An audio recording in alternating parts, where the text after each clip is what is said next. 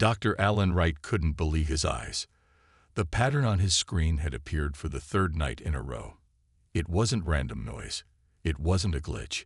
It was a signal from deep space, and it was definitely not natural. "Nancy, come look at this," he called to his assistant. Dr. Nancy Ford hurried over, her coffee sloshing in her mug. Her eyes widened as she looked at the screen. "Is that what I think it is?" she asked. Alan nodded. "It's a repeating pattern. Too precise to be anything but artificial. We're picking up an alien transmission." Within hours, the quiet observatory became a hive of activity. By morning, government officials had arrived. By evening, the president had been briefed. Within a week, the United Nations called an emergency session, and the Unified Defense Council was born. Captain Lisa Morgan stood on the bridge of the Defiance, humanity's first true interstellar vessel. Built in record time with technology that had been theoretical just 5 years ago, the ship represented humanity's desperate reach for the stars.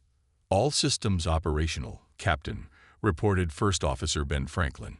"We're ready to investigate the source of the signal." Lisa nodded. "Take us out, Lieutenant Kim." Nice and easy. The Defiance moved through the outer solar system, following the signal's origin. As they passed Neptune's orbit, sensors detected something new. "Captain, I'm picking up a small object ahead," said Sensor Officer Maria Jones. It's a ship, and it appears to be damaged." The alien vessel was small, perhaps a scout ship or personal transport. Its sleek design reminded Lisa of a manta ray. One side was badly burned, with debris trailing behind it. "Life signs?" she asked. Maria adjusted her instruments. 1. Very weak. Lisa made her decision. Bring it into the cargo bay. Medical team on standby. The rescue operation went smoothly. The ship's pilot was unconscious but alive. He looked almost human, except for his pale blue skin and 6-fingered hands. Dr. Frank Cooper worked to stabilize him in the medical bay. "He's responding to treatment," Frank told Lisa. "His physiology is different, but not incomprehensibly so. I think he'll make it." 3 days later, the alien opened his eyes. He stared at Lisa for a long moment, then spoke in a raspy voice. To everyone's shock, the ship's computer translated his words. You must flee. They are coming." Lisa leaned forward. "Who's coming? Who are you?" "I am Zarkel. I escaped the Arcturian Empire." He struggled to sit up. "They have marked your world for assimilation. They saw your radio signals, your early space exploration. They know you are here." Ben frowned. "Why would they care about us? We're just beginning to explore our own solar system." Zarkel's expression darkened. "Resources, labor, conquest. The Empire takes what it wants. They strip planets bare and use the native species as workers until they die. My world resisted and was destroyed." Lisa felt a chill run down her spine. "How much time do we have?" "Years, perhaps. Their nearest outpost is far from here, but they will come. They always come." On the journey back to Earth, Zarkel shared everything he knew about the Empire's technology, their tactics, their weaknesses. The information was transmitted ahead to the UDC. When the Defiance finally returned to Earth orbit, Lisa was shocked by what she saw. Already, orbital platforms were under construction. The world's nations had united in purpose. At the UDC headquarters, Lisa delivered her report directly to the Security Council.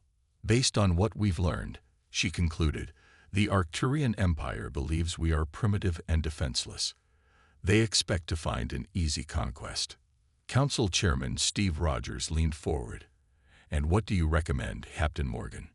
Lisa stood straight, her voice firm. "That we use the time we have. That we learn, adapt, and prepare. And when they arrive expecting sheep, they find wolves instead." The chairman nodded slowly. "Then we have work to do. Around the world, factories converted to new purposes. Scientists worked around the clock. Militaries began training together rather than against each other. Humanity had found its common enemy, and they would be ready. 50 years passed. The world had changed. Where once nations competed, now they worked as one. Director Jack Holt stood at the window of his office in the UDC headquarters, watching the sun rise over a different Earth than the one he was born on. "Sir, the reports you asked for," said his assistant, placing a tablet on his desk. Jack nodded. At 68, his hair had gone fully gray, but his eyes remained sharp. He had spent half his life preparing humanity for what was coming. "How is Dr. Baker's project coming along?" he asked. "She's ready to show you. She says it's a breakthrough." The Quantum Shield Laboratory occupied 3 underground levels. Dr. Susan Baker had been just a graduate student when Zarkel arrived. Now she was the world's leading expert on alien technology. "Director Holt," she greeted him, "you're just in time for the test." Susan pointed to a metal cube sitting on a platform. "This is a sample of Arcturian hull material from Zarkel's ship. And this," she held up what looked like a small dish, "is our new shield generator." She pressed a button. The air around the dish shimmered slightly. "Fire when ready," she called to her assistant. A laser beam shot toward the dish. Instead of hitting it, the beam curved around it and struck the wall behind. "Now watch this," Susan said. She adjusted something on her control panel. The next laser beam bounced back toward its source, hitting a target next to it. Jack stared. "You can reflect energy weapons." Susan smiled. "Better than the Arcturians can. Their shields just absorb energy. Ours can redirect it." On the moon, Commander William Carter watched his pilots run through combat simulations. The fighters they flew were small, fast, and deadly. Built with a mix of human and alien technology, they were unlike anything that had come before. "Martinez, you're leaving your flank open," he called through his headset. "Peters, good move with that roll, but watch your speed." William had never seen real combat. No one alive had faced the Arcturian Empire, but they had trained for it their entire lives. "All right, everyone back to base," he ordered. "Review your footage. Tomorrow we try the asteroid field." As the pilots landed, William looked up at Earth hanging in the black sky. Somewhere up there were people he loved. People who might never know if the training he provided was enough. Deep in the asteroid belt, engineer Andy Martinez guided his team in the final stages of constructing a hidden base.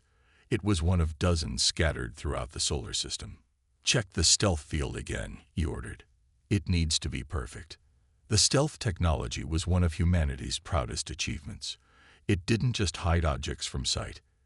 It bent space slightly around them, making sensors. The early warning system triggered at 300 hours Earth time. In command centers across the solar system, alarms blared. On the bridge of the Defiance Eye, Admiral Dan Miller was awakened from a light sleep. "Report," he ordered, rushing to the command deck.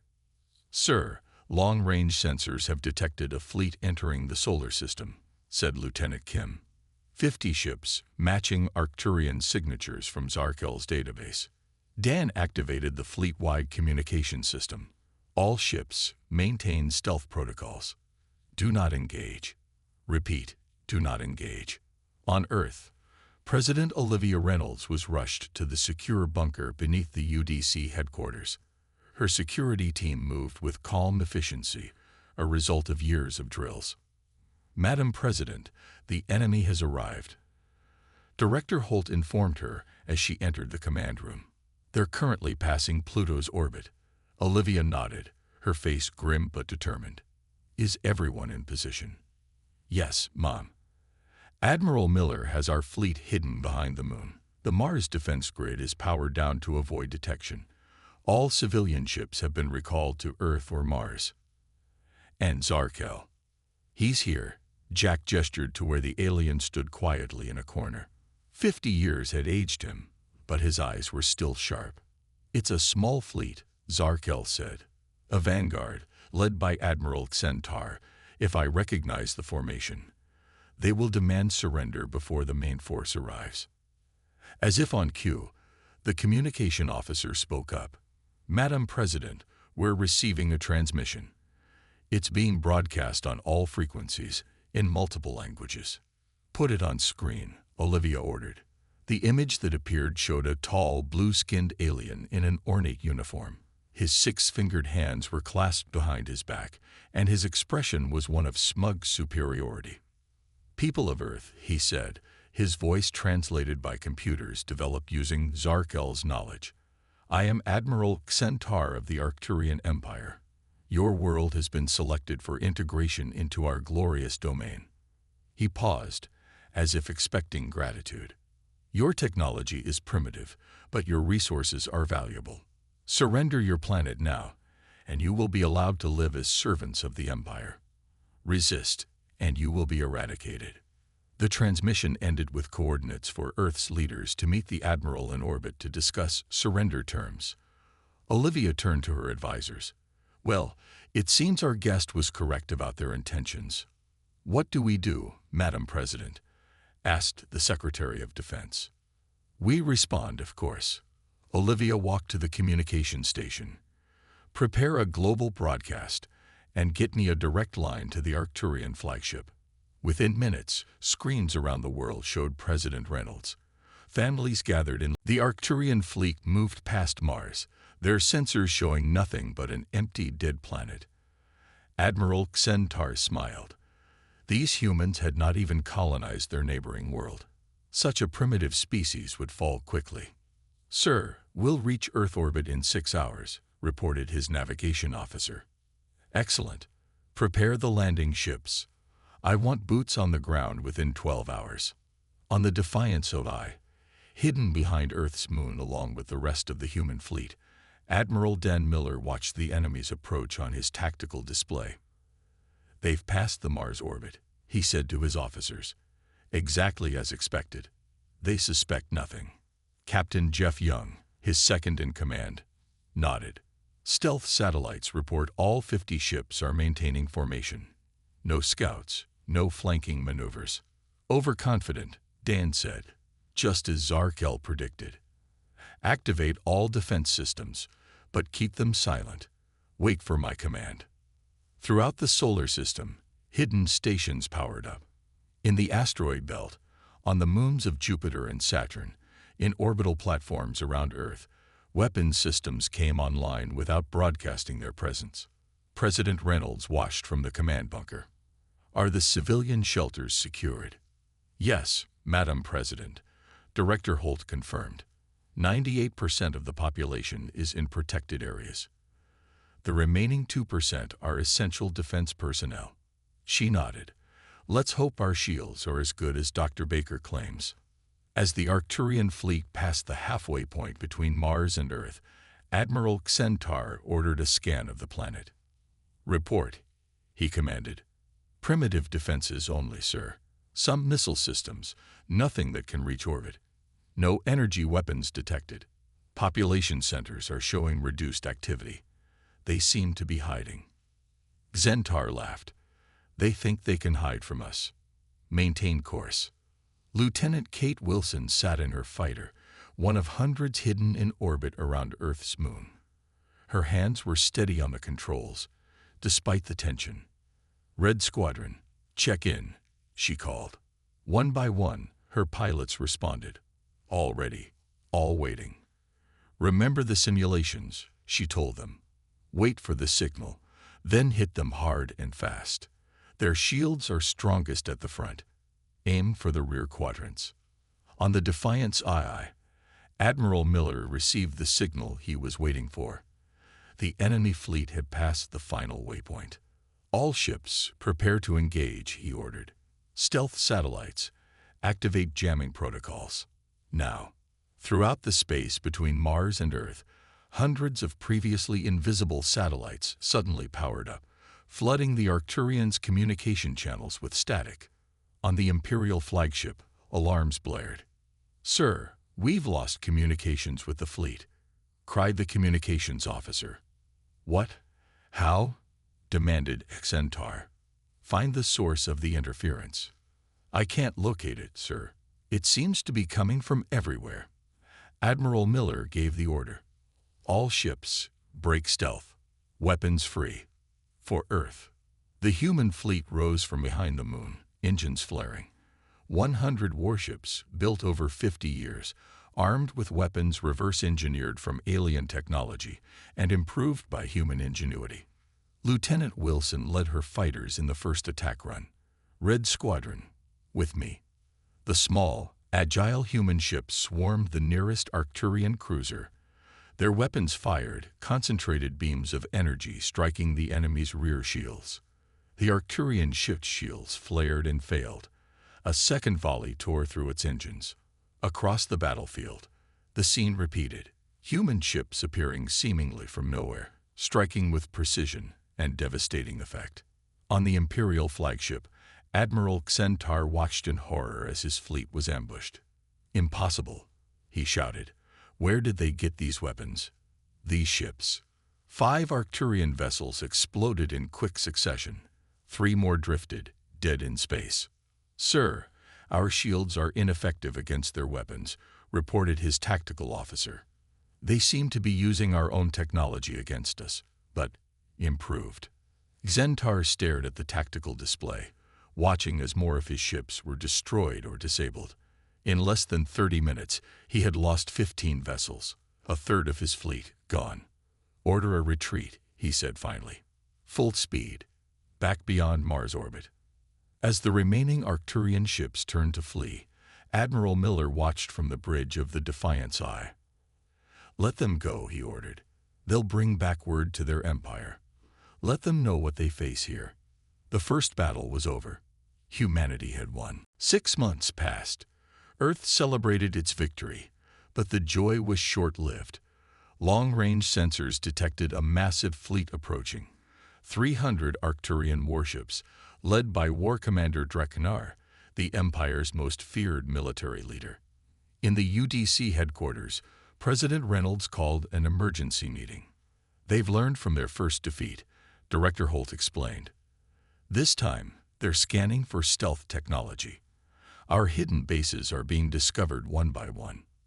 Admiral Miller nodded grimly. "They've also adapted their weapons. Their energy signatures suggest they've specifically designed countermeasures for our shields." Zarkel, now elderly but still vital to Earth's defense planning, spoke up.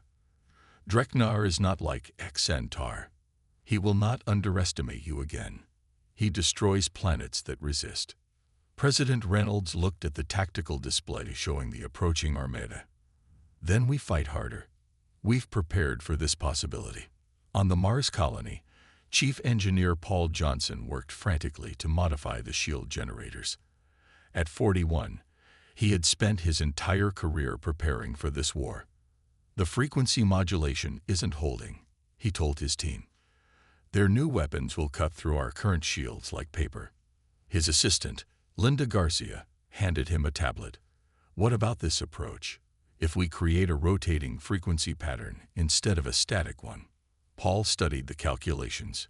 "It might work. We'd need to update every shield generator in the system in less than a week." "Then we better get started," Linda said. 3 days later, the Arcturian fleet entered the solar system. This time, they sent scout ships ahead, methodically searching for traps. On the moon base, alarms sounded as Arcturian landing craft approached. Major San Harris gathered his ground forces. "They're testing our defenses," he told his soldiers, "trying to establish a foothold. We can't let them take the base." The battle for the moon was fierce. Arcturian troops, in their powered armor, pushed forward relentlessly. Human soldiers used their knowledge of the terrain to ambush and outmaneuver the invaders, but they were outnumbered. In space, the main fleets engaged. Human ships darted between larger Arcturian vessels, trying to use their superior maneuverability. But the enemy had learned. Their formation left no openings. Their weapons tracked the fast human fighters with deadly accuracy. Lieutenant Kate Wilson watched 3 of her squadron explode in quick succession. "Evasive pattern Delta," she ordered the remaining pilots. "Their tracking systems are faster than we expected." On the Defiant's eye, Admiral Miller received damage reports from across the fleet. 10 ships lost in the first hour. Another 15 severely damaged. Sir, Captain Young reported, the Mars defense grid is under heavy assault.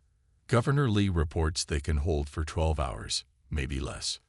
Miller's face was grim. Order the 7th and 9th Divisions to reinforce Mars. We can't lose that colony. On Earth, more bad news arrived.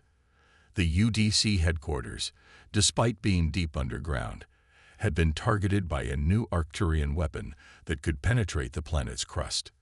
The entire East Wing collapsed, killing dozens of high-ranking officials. President Reynolds, who had narrowly escaped, addressed what remained of her cabinet from a secondary command post. The situation is grave, she admitted. But humanity has faced extinction before. We survived ice ages and plagues.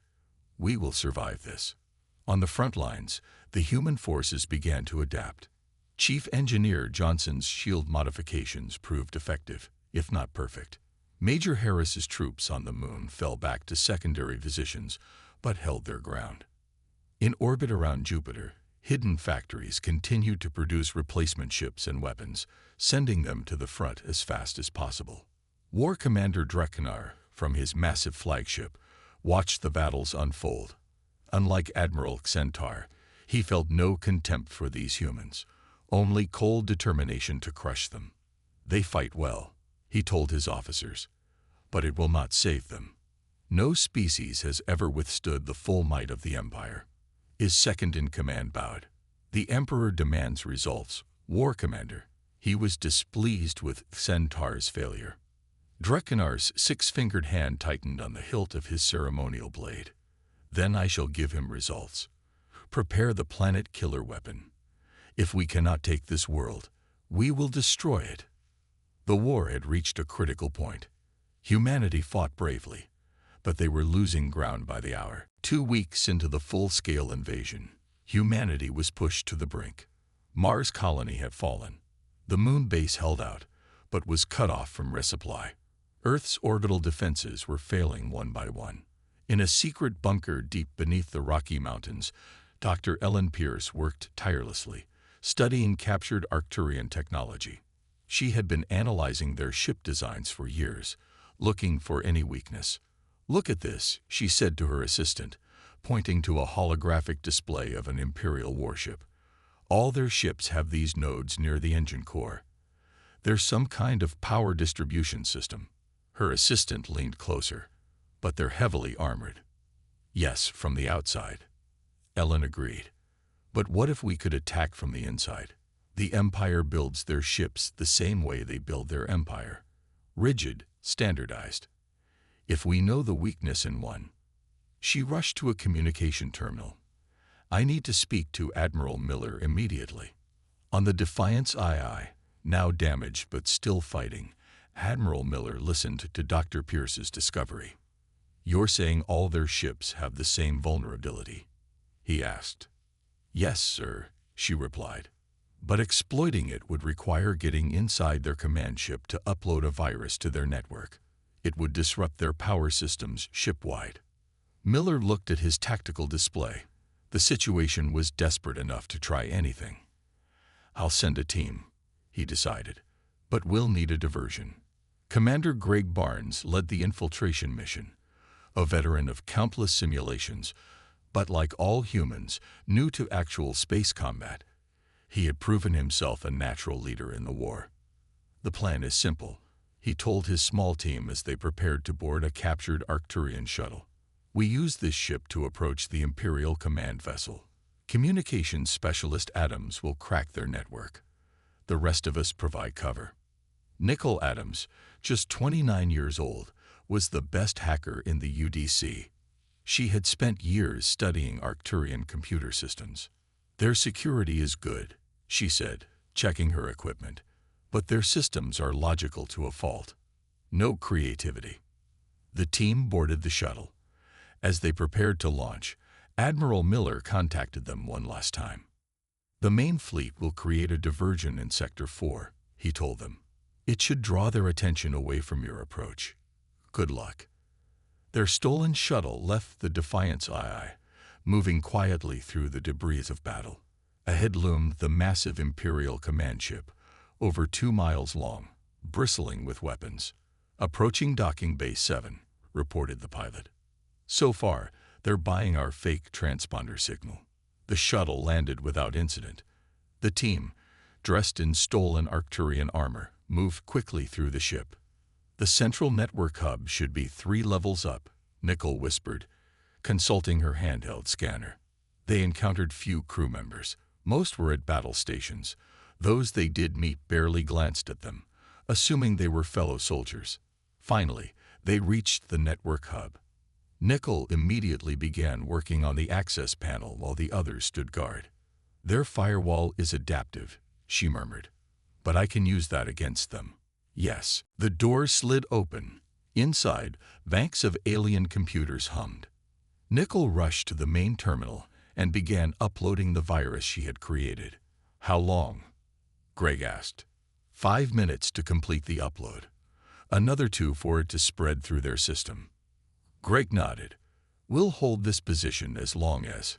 The door slid open. War Commander Dreknar himself stood there, flanked by guards. "Humans," he hissed. "Did you think we wouldn't detect your primitive virus?"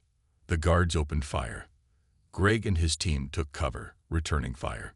2 humans fell immediately. The others managed to hold position. "Keep working," Greg shouted to Nicole. "We'll handle this." Nicole nodded, fingers flying over the alien keyboard. 60% uploaded. Greg fired his weapon, taking down 1 guard. Another human soldier fell. 80%. Dreknar approached, ignoring the firefight around him. He moved with frightening speed, drawing his blade. Greg met him, his combat knife seeming tiny compared to the alien's weapon. "You fight well, for a primitive," Dreknar said, swinging his blade. Greg ducked under the swing. "We're full of surprises." The 2 circled each other. Dreknar was stronger, his reach longer. But Greg was quicker, more adaptable. "Upload complete," Nicole shouted. Throughout the massive ship, lights flickered. Weapons systems went offline. Engines sputtered. Dreknar roared in anger, lunging at Greg. The human commander sidestepped, using the alien's momentum against him. His knife found a gap in Dreknar's armor. The war commander fell to his knees, blue blood seeping from the wound. "How?" he gasped. "How could primitives defeat the Empire?" Greg stood over him. "We warned you. We were ready." News of War Commander Dreknar's defeat spread quickly through the Imperial fleet. Without central coordination, their attack faltered. Ship captains, suddenly without orders, made individual decisions. Some continued fighting. Others retreated. The unified assault collapsed into chaos. On the Defiance II, Admiral Miller watched the enemy fleet scatter on his tactical display. "They're breaking formation," Captain Young reported. "At least 100 ships are in full retreat." Miller nodded. "Press the advantage. Target the ships that are still fighting. Let the ones fleeing go. They'll spread the word." The battle for Earth turned in humanity's favor. Within days, the remaining Arcturian forces were driven from the solar system.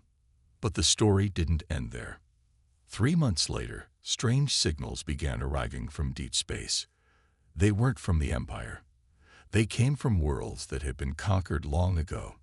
They were asking for help. In the rebuilt UDC headquarters, President Reynolds met with her advisors. "The virus did more than we expected," Director Holt explained. "When it spread through the Imperial network, it reached their central communication systems. News of their defeat has reached their subject worlds. And now those worlds are rebelling," Admiral Miller added. "The Empire is fighting on a dozen fronts. They don't have the forces to come back here." Laura Collins, newly appointed as Earth's first ambassador to alien worlds, spoke up. "We've established contact with resistance movements on 7 former Imperial worlds. They're asking for our help." "What do they want from us?" asked the president. "Knowledge, technology, leadership." Laura looked around the table. They've been slaves for generations. They need to learn how to be free.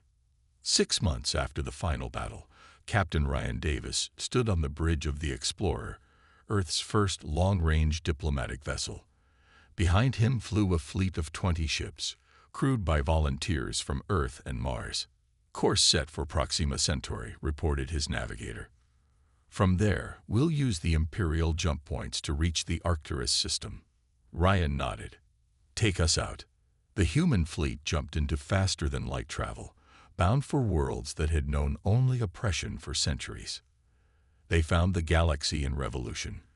The Arcturus system, once the Imperial throne world, was under siege by its former subjects. Using human technology and tactics, the rebellion was winning. 6 years after Zarkel's arrival on Earth, representatives from 20 formerly enslaved worlds gathered in the new UDC Central Hall in Geneva. It was the first Galactic Confederation meeting. Ambassador Laura Collins addressed the diverse crowd of aliens. "Today we begin a new chapter in galactic history," she said.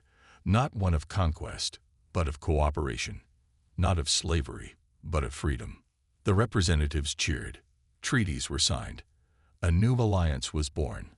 On the observation deck of the space station above Earth, Admiral Miller, now retired, stood with a young Jurian, a species that had been among the first to be freed. "My grandfather told me stories about the Empire," the child said. "How they came to our world and took everything. How no one could stop them until humans came." Miller smiled. "We just showed others how to fight back." The child looked up at him, her 4 eyes blinking curiously. "But why did you help us?" "We were strangers. Our worlds had never met." Miller thought for a moment, looking out at the stars.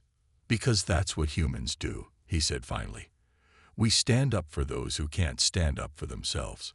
Below them, Earth turned peacefully, its continents now dotted with alien embassies and cultural centers. Ships from a dozen worlds docked at the orbital platforms. Where once humanity had stood alone against the darkness, now they were part of something greater. In a quiet corner of the UDC Memorial Garden, a simple stone marked where Zarkel had been laid to rest. He hadn't lived to see the final victory, but his warning had saved not just Earth, but countless worlds. The inscription read simply, "He gave us time to prepare." And prepare they had. The Arcturian Empire had given humanity one chance to surrender. Humanity had given the Empire one warning in return, and that had made all the difference.